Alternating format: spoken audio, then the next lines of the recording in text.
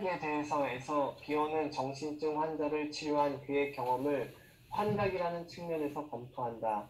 정신증 환자들의 환각이 감각기관을 통해 무언가를 함입하기보다는 정신적 내용물과 심지어 마음 자체를 비우는 데 사용된다는 사실을 발견하고 나서 비오는 정신증 환자들의 비워내는 경향을 현실 원리를 무시한 채 투사적 동의시를 사용하는 감각 행동들을 통해 얻어지는 즉각적인 방출과 그에 따른 배타적인 쾌락과 연결시킨다.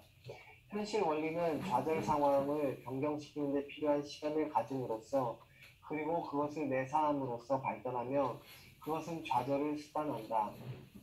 환각에 의해 즉 감각 장치를 역으로 사용해서 정신적 부담을 벗고 싶어하는 충동은 얼굴을 쨍그리는 것과 같은 극도로 복잡한 유기에서 가장 잘 드러나는 근육 행동에 의해서 강화된다. 근육 조직은 단순히 그러한 표현을 살인적 증오로 바꾸지는 않지만 실제 살인적 공격에 영향을 미친다. 따라서 그런 행동은 생각, 운동, 활동으로 이해되어야 하며 환자는 그것을 내가 기괴한 대상들을 만들기라고 서술했던 종류의 현상에 속하는 것으로 느낀다. 두 종류의 환각, 배타적으로 구분 대상들의 현존에 의해서 특징 지어지는 노골적인 정신증적 환각과 어느 정도 치료의 진전을 이루고 난 후 분석 후기에 나타날 수 있는 그리고 부분 대상들 외에도 전체 대상들, 실제 사람들의 현존에 의해 특징 지어지는 좀 더 건강한 히스테리성 환각들.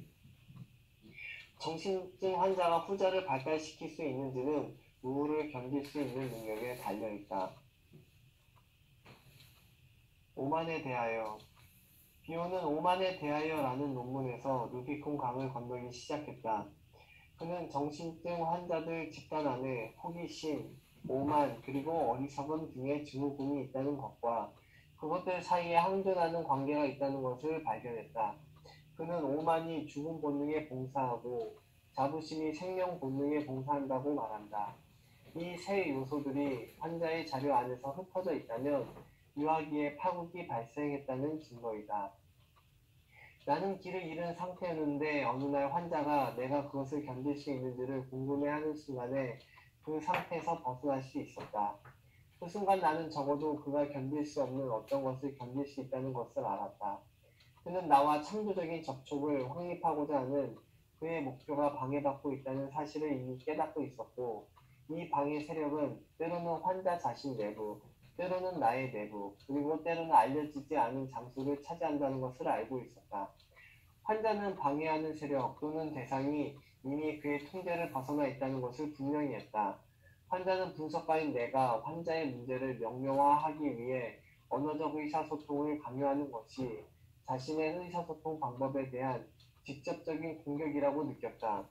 여기에서 분명해진 것은 내가 방해하는 세력과 동일시되었을 때 내가 참을 수 없었던 것은 환자의 의사소통 방법이었다는 것이다.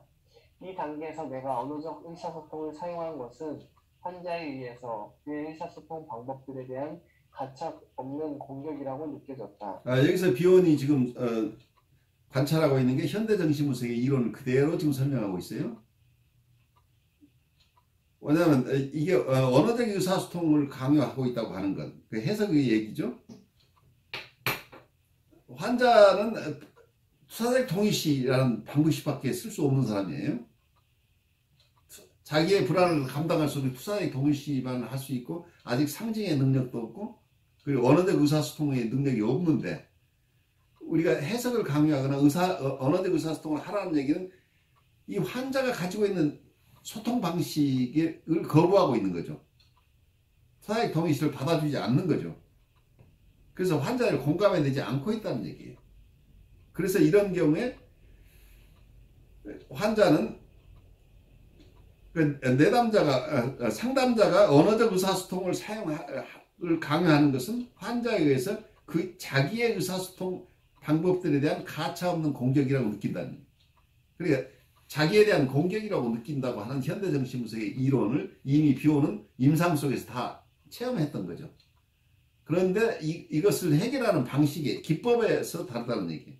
이분은 그래도 해석적인 방법을 고수하면서 대신에 해석이 나중에 나오는 이론 속에서 그 회기마다 담아내는 기능 중심으로 이분이 임상이 변해갔겠죠. 그래서 해석이 횟수나 해석의 내용이 달라질 수도 있겠지만 해석이라는 툴 자체를 버리지 않았다고 하는 거고, 현대정신문에서는 이러한 임상 상황, 내담자들의 정서 상태를 이해하기 때문에 이걸 정서적인 커뮤니케이션을 통해서 이분들을 돌보는 것이 우선이라고 봤던 것이 기법의 차이가 생겼다. 하지만 그 임상 상황에 대한 이해는, 비혼의 이해나 현대정신 분석가들의 이해가 일치한다고 하는 것은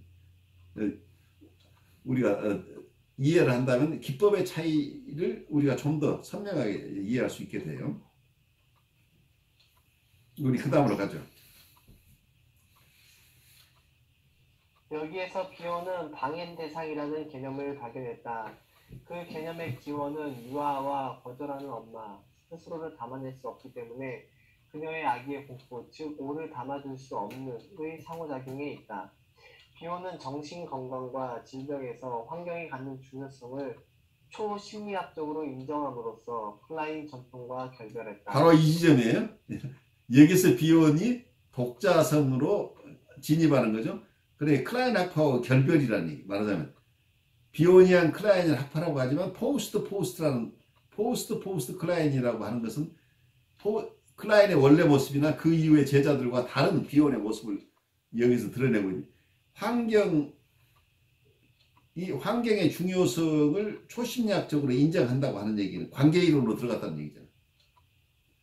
역동 중심의 이론으로서 관계 중심의 이론으로서 대전환이 발생했다고 볼 수 있기 때문에 여기서 어쩌면 비혼이 나중에 이런 후기에서 런던의 클라인의 후계자들로부터 소외됐던 이유가 이 속에 숨겨져 있죠.